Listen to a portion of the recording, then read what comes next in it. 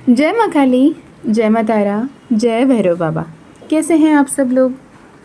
मैं पहले ही बता दे रही हूँ, अगर बैकग्राउंड नॉइस आए तो थोड़े से एडजस्ट कर लेना इस वीडियो पे, क्योंकि मैं अपने कंफर्टेबल जगह पे तो हूँ नहीं, पर एक बहुत स्ट्रॉन्ग डाउनलोड एंड बहुत ज़्यादा इम्पॉर्टेंट मैसेज आ रही है, तो मैंने सोचा आपको बता दूँ। ओके, तो अगर आप पहली बार इस वीडियो देख रहे हो, मेरी आवाज़ सुन रहे हो, या आप रूटीन रेगुलर वीडियो फॉलो कर रहे हो, आप सभी को बहुत सारा प्यार, बहुत सारा प्रेयर्स। माँ बाबा से यही प्रार्थना है कि आपके हर एक के मनोकामना, हर एक इच्छा जो आपके जीवन के बेहतरी के लिए दो, वो सब कुछ आपके जीवन में बहुत सरल तरीके से, बहुत सौभाग्य तरीके से आपके जीवन में पूर्ण हो। आपकी हर एक विश फुलफिल हो, every single wish that is meant for your highest possible good. Okay, affirm कीजिए, I meet right people, right opportunity and I attract right divine timing, right mentality, right energy from the universe. Okay, चलिए, तो जैसे आपने देख लिया है screen पे राहु राहु ग्रह को लेके हे भगवान जो बिजनेस चल रही है अभी, राइट। राहु बुरे हैं, राहु अच्छे हैं, राहु खराब है, राहु शैतान है, राहु ड्रैगन है, राहु दिस, राहु दैट, तो बहुत सारे बातें, ठीक है। जैसे हम 9 ग्रहों की बात कर रहे हैं, तो जो एस्ट्रोलॉजी के बेसिस पे, ज्योतिष के बेसिस में जो हम 9 ग्रहों की बात कर रहे हैं, उसमें एक ग्रह है राहु, दूसरे हैं केतु, ठीक है। जैसे 9 ग्रह हैं, 9 ग्रह के में हमारे हफ्ते में 7 दिन होते हैं। 9 ग्रह में इस 2 राहु और केतु को छोड़ के बाकी के 7 ग्रह के लिए एक एक वार दिया गया। रविवार, सोमवार, मंगलवार, बुधवार, बृहस्पतिवार, शुक्रवार, शनिवार। रविवार रवि यानी सूर्य, सूर्य के दिन। सोमवार ऑब्वियसली मून का डे है। मंगलवार इज़ फॉर मार्स, बुधवार इज़ फॉर मरकरी, बृहस्पतिवार इज़ फॉर द जुपिटर, शुक्रवार इज़ फॉर वीनस, शनिवार इज़ फॉर सैटर्न। हमारे यहाँ पे राहु और केतु के लिए कोई वार डेज नहीं दिया है, ठीक है। अब बात करते हैं राहु और केतु हैं कौन और ये कैसे ग्रह बन गए। अब इनकी क्या प्राथमिकता है, इनकी क्या इम्पोर्टेंस है, और इस वक्त मीशा दी आप इनके बारे में क्यों बातें कर रहे हो। तो इस वक्त में इसलिए बातें किया जा रहा है कि आने वाले 18 मई को ये गोचार कर रहे हैं अपने एक राशि से दूसरी राशि पे, ठीक है जी। तो 18 मई को राहु कुंभ राशि में प्रवेश करेगा, जिसका असर बहुत सारे राशियों में दिखेगी। जिनके भी लाइफ में obstacles, challenges, mental pressure, anxiety, depression, ये सब कुछ चल रहे थे, उनके लाइफ से ये सब हटेगा और कुछ लोगों के लाइफ में ये सब शुरू होंगे, ठीक है। तो ये गोचर आने वाले अगले साल 2026 के दिसंबर 5 तारीख तक होगा। यानी सिंपल कैलकुलेशन ये है कि राहु हर एक राशि पे कम से कम 1.5 साल के करीब के पीरियड रहता है। एक राहु गोचार होने के बाद, राहु के ट्रांजिट होने के बाद, अगले 1.5 साल बाद, अराउंड 1.5 ईयर के बाद नेक्स्ट ट्रांजिशन होगा, ठीक है जी। तो दिस 18 मई 2025 से लेकर 5 दिसंबर 2026 तक वो कुंभ राशि में रहेंगे। अब ये तो बात कर लिया कि उनका ट्रांजिशन कब हो रहा है, ठीक है। अब है कौन भाई राहु, है कौन राहु, किन किन पे बारी पड़ते हैं, ठीक है। यदि आपका डेट ऑफ बर्थ नंबर 4 है, या फिर आपके डेट ऑफ बर्थ नंबर 22 है, आपके डेट ऑफ बर्थ नंबर 13 है, आपकी डेट ऑफ बर्थ 31 है, ठीक है। 4, 22, 13, 31, या फिर आप अप्रैल बॉर्न हो, ठीक है, या फिर आपके डेट ऑफ बर्थ में कहीं पे भी एक ना एक डिजिट 4 का आ रहा हो, ठीक है। आपके डेट ऑफ बर्थ में डेज में जैसे 14th, 24th, है ना, ये डेट पे हो गया, या फिर अप्रैल बॉर्न हो गए, या फिर 2004 बॉर्न है, या 94 बॉर्न है, या 84 बॉर्न है ना, 2024 बॉर्न है। मतलब छोटे बच्चों को तो नॉर्मली देखते नहीं हैं, मिनिमम 9 से 11 साल के बीच के छोटे बच्चों के लिए नहीं देखा जाता प्लानिटरी पोजीशंस, ठीक है। तो जिनके भी डेट ऑफ बर्थ में एक ना एक बार 4 आता हो, इनके लिए तो राहु के असर पड़ेगा ही पड़ेगा। जिनके भी कुंडली के हिसाब से राहु की अंतरदशा महादशा चल रही हो, उनके लिए असर पड़ेगा, ठीक है। और जिनके भी नाम जो है नेमोलॉजी के हिसाब से अगर आपका नाम पे राहु का नंबर पड़ रहा है तो भी ये असर बहुत ज़्यादा मात्रा में होगा, ठीक है। कुछ लोग होते हैं ना, मैम मैंने तो सब कुछ पंडित को दिखा लिया, इनको दिखा लिया, उनको दिखा लिया, फलाना ढिमकाना सब कुछ करवा लिया, लेकिन मेरी लाइफ में प्रॉब्लम्स खत्म ही नहीं हो रहे। मैंने ये टोटका करवा लिया, वो टोटका करवा लिया, मैंने इतने हज़ार पैसे खर्चा कर लिए, इतने लाखों रुपए खर्चा कर दिए, पर मेरे लाइफ में सोल्यूशन नहीं मिल रहा है। करूँ क्या करूँ समझ में नहीं आ रहा है। तो ये क्लियर कन्फर्मेशन है आपके लिए कि आपके नाम में गड़बड़ है, कुछ तो गड़बड़ है दया वाली फीलिंग में। ओके, तो ये कैसे पता चलेगा कि मेरा नाम राहु के असर पड़ रहे हैं या फिर राहु से रूल कर रहा है? तो ये डिपेंड्स कि आपको किसी न्यूमरोलॉजिस्ट से कंसल्ट करना पड़ेगा, ठीक है। इसके अलावा अगर जब राहु गोचार कर रहे हैं तो पॉजिटिव होंगे नेगेटिव होंगे, ये डिपेंड करता है कि आप अपने आप में कितने सेल्फ डिसिप्लिन हो, सेल्फ कंट्रोल हो, ठीक है। चलिए अभी बात कर लेते हैं कि राहु की जन्म कैसी हुई, इनकारनेशन कैसे हुआ, ये उत्पत्ति कैसी हुई, वो आए कहाँ से, कैसे, और ये इतने डिफरेंट सी रूप क्यों है, सांप के दड़ है, सर मनुष्य का है, ऐसे कैसे हो सकता है, ऐसे क्यों हुआ। तो जो लोग जानते हैं, हो सकता है बहुत सारे लोग जानते हों, जो नहीं जानते उनके लिए बता दूं, जब समुद्र मंथन हुई थी, समुद्र मंथन के दौरान बहुत सारे समय बहुत मेहनत करने के बाद देव एक तरफ असुर एक तरफ, जो क्षीर सागर को मंथन करने के बाद जब फाइनली हमारे अमृत निकला क्षीर सागर से, है ना, धन्वंतरी जब कलश लेकर निकले थे, कुंभ लेकर निकले थे, जिससे अमृत आया था, जिस अमृत के कुंभ से 4 बूंद जहाँ गिरे थे वहाँ पे अभी भी महाकुंभ की मेला लगती है, महाकुंभ की पूजा होती है, राइट। तो 4 बूंद कितने पावरफुल है आज तक ये नोट कर लो, ठीक है। तो यहाँ पे जब कुंभ में अमृत लेकर धन्वंतरी प्रकट हुए थे धरती से पहली बार, तो पहले तो कॉन्ट्रैक्ट ऐसे ही हुआ था ना कि असुर और देव दोनों को मिलना पड़ेगा, दानव एक तरफ असुर देव एक तरफ, दोनों ही मंथन में काम करेंगे, दोनों ही मेहनत करेंगे और दोनों को ही इक्वली अमृत को पिलाया जाएगा। अब अमृत को पीना मतलब अमरत्व प्राप्त करना, अमरत्व प्राप्त करना मतलब हमेशा हमेशा के लिए चिरंजीवी बन जाना। अब जब मिल गई अमृत तो जो देव हैं, देव लोग हैं, उन लोग थोड़े से खेले, यहाँ पे गेम खेल गए। क्यों पता? क्योंकि अगर दैवत्व जिस पे ज़्यादा है, अगर वो जन्मों जन्म तक जिंदा रहता कोई परेशानी नहीं होने वाली। अगर दानव हमेशा हमेशा के लिए अगर अमर हो गए, अमरत्व प्राप्त कर लिए, तो फिर उनका अहंकार बहुत बढ़ जाएगा। तो वहाँ पे महाविष्णु नारायण ने, श्रीमन नारायण ने अपने आप को मोहिनी रूप में फिर से एक बार धारण किया और मोहिनी रूप में धारण कर अमृत हर एक देव और असुर को बारी बारी पिलाने लगे। जो बारी बारी उन्हें अमृत पिलाने की बारी आई, तो जब जब वो देव को पिला रहे थे वो अमृत पिला रहे थे, और जब जब वो असुर की तरफ आ रहे थे उन्हें कुछ और रस पिला रहे थे, ठीक है। वो अमृत नहीं पिला रहे थे, अमृत जैसे कुछ और पिला रहे थे। तो हर एक असुर को लगता था कि वो भी अमृत पी रहे हैं, वो अमृत वो बन रहे हैं, पर देव ही एक्चुअली अमृत पान कर रहे थे और असुर को अमृत पान के लिए नहीं दिया जा रहा था। विष्णु जी ने यहाँ पे काइंड ऑफ चीटिंग करके या फिर काइंड ऑफ इंटेलेक्चुअली या पॉलिटिकली डिप्लोमेटिकली वहाँ पे एक्शन लिया ताकि सृष्टि के संरक्षण बन पाए, ठीक है। तो यहाँ पे एक राक्षस था जिसका नाम था स्वर भानु। जो स्वर भानु हैं, वो स्वर भानु एक्चुअली थोड़े से तेज़ दिमाग था, क्लेवर था, चतुर था और चंचल था। और उसने बड़े ध्यान से देखता रहा कि हे विष्णु क्या कर रहे हैं। विष्णु कभी यहाँ कभी वहाँ, कभी यहाँ कभी वहाँ, और इन्होंने नोट कर लिया कि विष्णु देव को जो पिला रहे हैं वो असुर को नहीं पिला रहे हैं। तो इसने ये समझा कि अगर ये असुर को बताएंगे, सारे असुर कुल में जितने भी लोग हैं उन्हें बताएंगे, लड़ाई होगी, झगड़े होगी, प्रॉब्लम होगा। अब जिसको मरना है मरने, तो मुझे जीना है, तो मैं जाके खुराफाती तरीके से चीटिंग करके देव लोगों की लाइन में बैठ जाता हूँ और मैं अमृत पी लेता हूँ, राइट।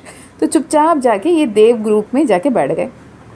जैसे ही जाके बैठे तो नारायण ने पिलाते पिलाते स्वर भानु को भी पिला दिया।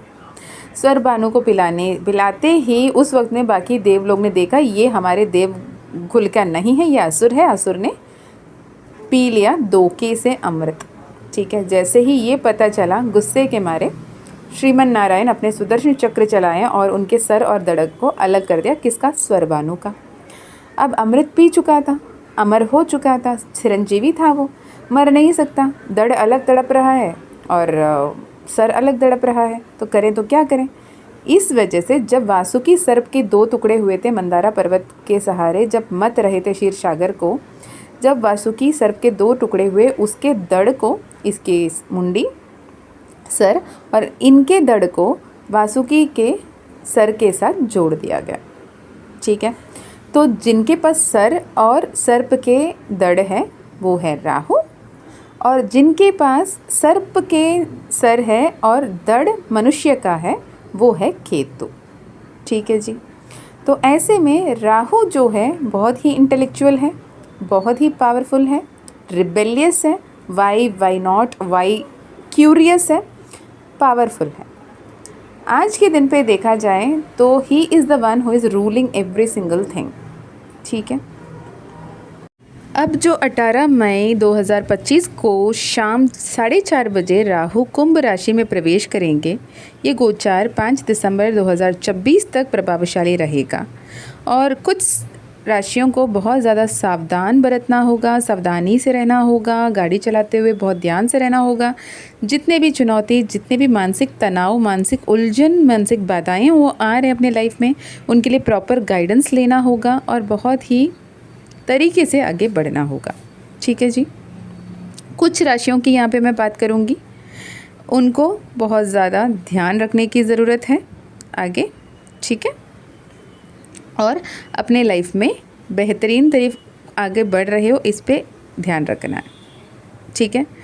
जैसे वैदिक ज्योतिष जो होता है ना, उसमें राहु को एक रहस्यमय और छाया ग्रह भी माना जाता है। नॉर्थ नोड, साउथ नोड बोलते हैं। उन लोग क्या मानते हैं, जैसे सूर्य को पृथ्वी चक्कर काट रही है, राइट, वैसे ही पृथ्वी को चंद्रमा चक्कर काट रही है, और जहाँ पे वो कंजंक्शन आ रहा है, जो ऑर्बिट, इल्यूजनरी ऑर्बिट जो है, उस ऑर्बिट में जहाँ सन के तरफ से वाली ऑर्बिट एंड मून के तरफ से वाली ऑर्बिट जहाँ पे कंजंक्ट हो रहा है, नॉर्थ साइड में जो है वो नॉर्थ नोड, साउथ साइड पे जो है साउथ नोड, ऐसे कहते हैं। ठीक है। तो ये जो ग्रह है, ये आपको ब्रह्म के बारे में और अनएक्सपेक्टेड चेंजेस, बहुत सारे कन्फ्यूजन ये देगा। ये बहुत रिबेलियस है और बहुत ज़्यादा स्मार्ट भी। ठीक है। तो आपको, अगर आप कर्क राशि के हो, अगर तुला राशि के हो, अगर वृश्चिक राशि के हो और कुंभ राशि के हो, तो आपको थोड़े से ध्यान रहना है, और मीन राशि भी ऐड ऑन कर लें। ठीक है जी। आप या फिर आपके परिवार में कोई हैं तो उनको सही गाइडेंस की ज़रूरत है। राहु कर्क राशि के 8वें भाव में प्रवेश करेंगे। जो आपके बदलाव और जो आपने कुछ बातें अपने मन में रखा था, छुपाए रखा था, या फिर किसी के ऐसे रिलेशनशिप है जो उन्होंने गुप्त रखा है, फैमिली को नहीं पता है, लव रिलेशनशिप हो गई, कुछ भी हो गया, वो सब कुछ बाहर आने की चांसेस हैं। और ये ऐसे ऐसे सिचुएशंस आएगा जो शायद पॉसिबल नहीं था, वो भी अब बन पाएगा। अच्छा भी हो सकता है, बुरा भी हो सकता है। ठीक है। इस दौरान जो पुराने हेल्थ इश्यूज़ है, जिसे आपने देखा अनदेखा कर रहे हो, उस पर थोड़े से ध्यान दें। हेल्थ इश्यूज़ पे आपको सावधानी बरतनी होगी, और जो नुकसान हो सकती है, फिनेंशियल लॉसेस हो सकते हैं, किसी की जॉब लॉस हो सकती है, किसी की मैरिटल लाइफ में प्रॉब्लम्स आ सकते हैं, तो इस पे थोड़े से सतर्क रहें। कर्क राशि को बहुत ज़्यादा शांत, बहुत ज़्यादा पॉजिटिव एंड लिटरली पॉजिटिव रहने की ज़रूरत है, भले ही सामने वाले कोई भी आपके कुछ भी बोल के कितना भी इंस्टिगेट क्यों ना कर लें। यू हैव टू बी काम, कंपोज्ड एंड पॉजिटिव। बिल्कुल भी ना सेल्फ रेस्पेक्ट को खुद तक रखो। सेल्फ रेस्पेक्ट को लेके किसी को जाके लड़ने की ज़रूरत नहीं है, ये बहुत ही विनाशकारी हो सकता है। ठीक है। और कर्क राशि के लिए मानसिक तनाव और छिपे हुए विरोधियों की वजह से बहुत ज़्यादा परेशानी आ सकती है ये आने वाले 1.5 साल। तो please be positive, please be काम, कंपोस्ट एंड माँ दुर्गा के कदम पढ़ लें, महादेव की कदम पढ़ें, सब कुछ सही होगा।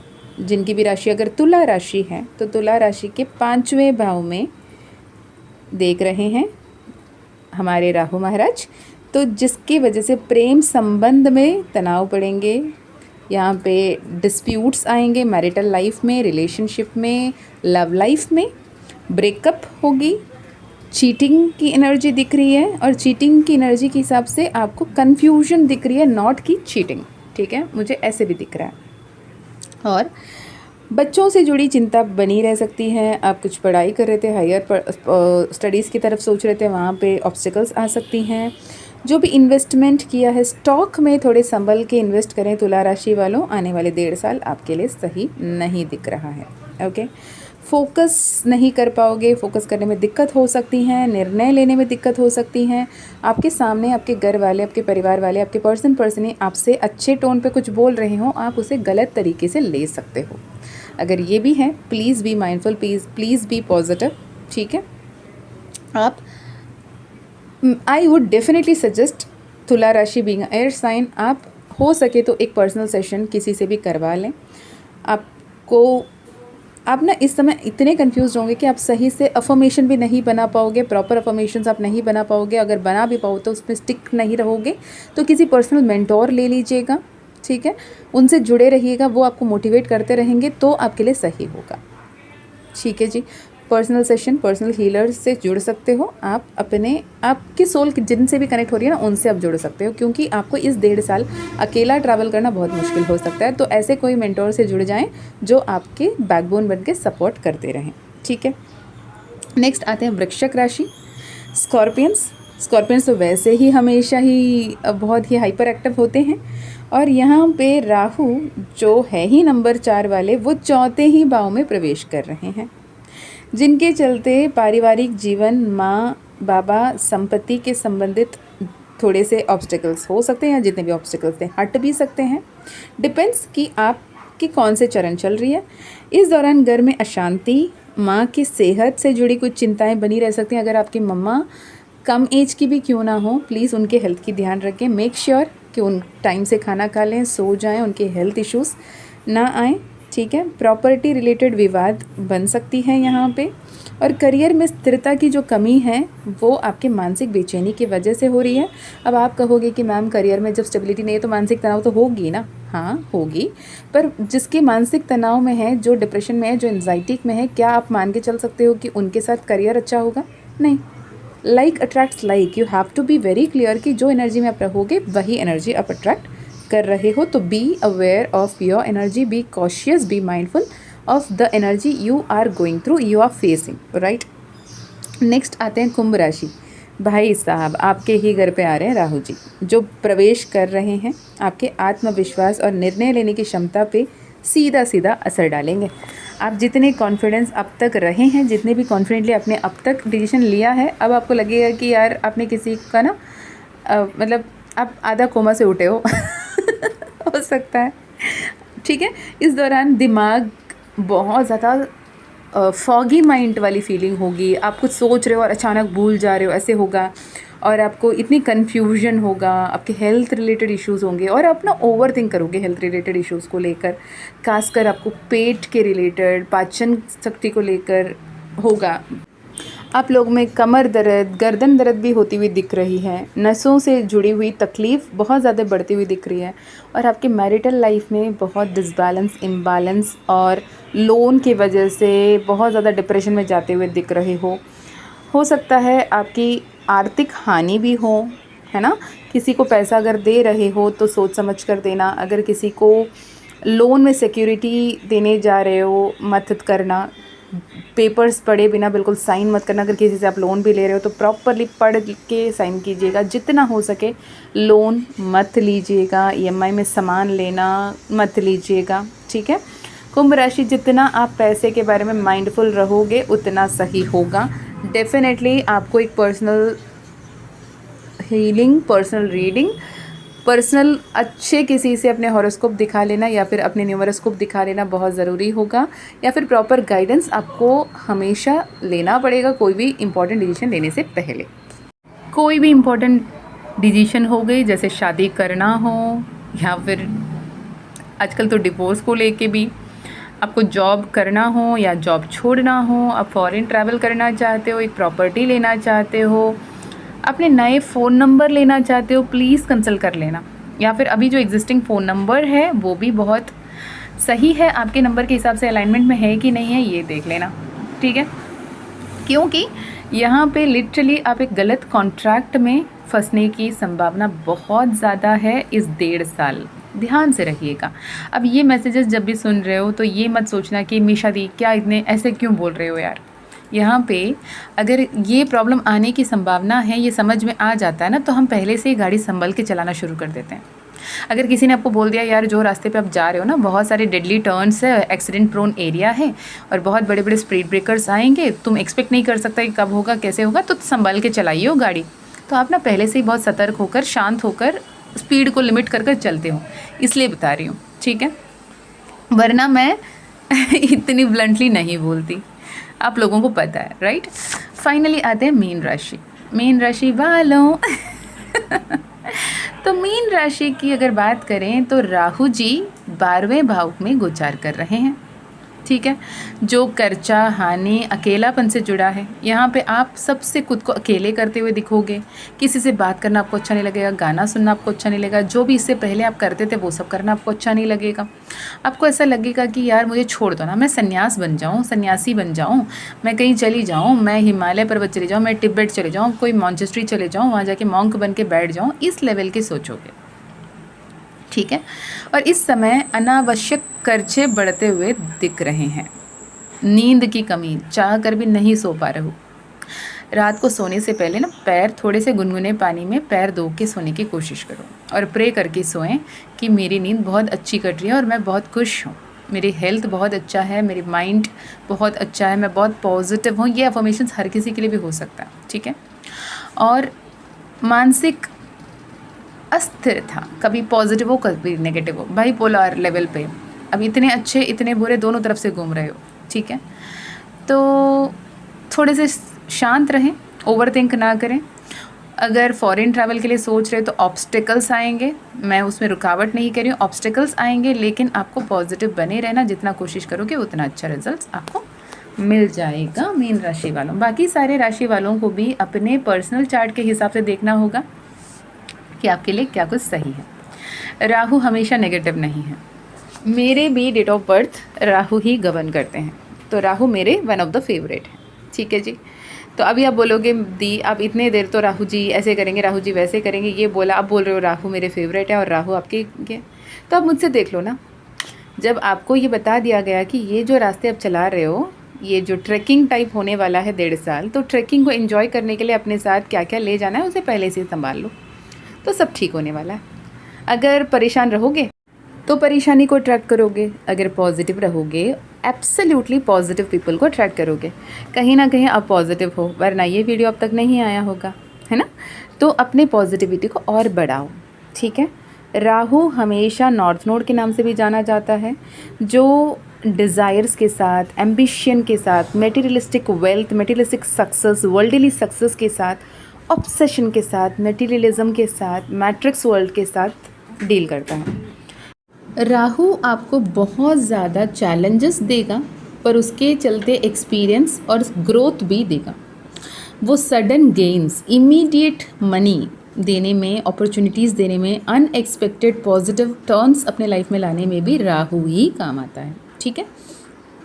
तो आपके जो अनकन्वेंशनल बिहेवियर्स है, जो इनोवेटिव आइडियाज़ हैं, जितने आप पॉजिटिव हो सकते हो, वो सब कुछ भी राहु ही आपके लाइफ में लेकर आता है, ठीक है जी। तो ऐसे में राहु के नेगेटिव एस्पेक्ट्स को देखना छोड़ जब उनके पॉजिटिव एस्पेक्ट के साथ हम आगे बढ़ने के लिए तैयार हो जाते हैं तो हमारी लाइफ मैजिकल होकर रहता है, ओके। तो ये 18 मई के दिन राहु भगवान को मन ही मन थैंक यू बोलें कि अब जिस भी भाव में हमारे कुंडली में, हमारे किस्मत में जिस भी भाव में आप आ रहे हो, हे भगवान प्लीज़ हमारे साथ रहना, हमें अच्छे मार्ग पे गाइड करना और प्रॉस्पेरिटी देना, अबंडेंस देना, हैप्पी मनी देना, ब्लिसफुल लाइफ देना, एंड महादेव और माँ काली के शरण ले लें, ठीक है जी। अब आप चाहो तो अपने personal session, personal healing, personal reading करवा लें मुझसे या किसी और से जिनसे आपकी सोल रेजोनेट करता है। पर हर एक राशि वालों के लिए इट इज़ लाइक मेरे गुरु जो मैं मानसिक गुरु मानती हूँ, उन्हें अपना गुरु तो कभी कहा नहीं मैंने, वो अब है नहीं, जो जिनको हम बहुत मानते थे, एक एस्ट्रोलॉजर रहे थे पहले, अब है नहीं, उनका कहना था जब जी ये गोचार होते हैं ना, एटलीस्ट उस वक्त में आपको थोड़े से अपने चार्ट्स पढ़ लेनी चाहिए या फिर अपने पर्सनल सेशन करवा लेनी चाहिए, so that you can get a light for next 1.5 year, next 2.5 year, right. Shani Maharaj 2.5 साल के लिए, राहु केतु 1.5 साल के लिए आते हैं। तो ये प्लैनेट्स जब चेंज होते हैं तो क्या कुछ फोरकास्ट है हमारे लाइफ में और हमें कैसे संभल के आगे चलना है, ये समझ में आ जाए तो लाइफ ईजी हो जाएगा। ओके जी। अगर personal session, personal healing, personal reading कराना चाहते हैं तो नीचे डिस्क्रिप्शन में ईमेल आईडी, व्हाट्सएप लिंक मिल जाएगी, वहाँ से आप कनेक्ट कर सकते हो। यकीन माने, ये ध्यान रहे, माँ काली का परमिशन मिला तो आपकी पर्सनल सेशन ज़रूर होगा। ओके। और जिनको भी ये सारे नेगेटिव इम्पैक्ट्स, नेगेटिव असर से बचना है, खुद को, खुद के परिवार वालों को, तो माँ काली के ब्रेसलेट हैं ही हैं। माँ काली हमेशा आपके साथ प्रोटेक्शन बन के रहेंगी, तो कोई नेगेटिव फोर्स, नेगेटिव एनर्जीज आपके आसपास आ भी नहीं पाएंगे। तो माँ काली के ब्रेसलेट, माँ काली के ज़ीपू कॉइन लेना है आपको तो भी डिस्क्रिप्शन में दिए गए ईमेल आईडी, व्हाट्सएप लिंक से कनेक्ट कर सकते हैं। ओके। बस आज के लिए इतना ही। कुछ और क्वेरीज़ है, कोई और क्वेश्चन है, आप लिख सकते हैं कमेंट में, मैं कोशिश करूँगी उसके भी जवाब आप तक पहुँचाऊँ। ओके। अच्छे अच्छे कर्म करते रहिए, अच्छे सोच रखिए, बी माइंडफुल में पॉजिटिव, आगे बढ़ते रहिए, अपना ध्यान रखिए, अपनों का भी ध्यान रखिए। जय माँ काली, जय माँ तारा, जय भैरव बाबा, हर हर महादेव, हर हर शंकरा।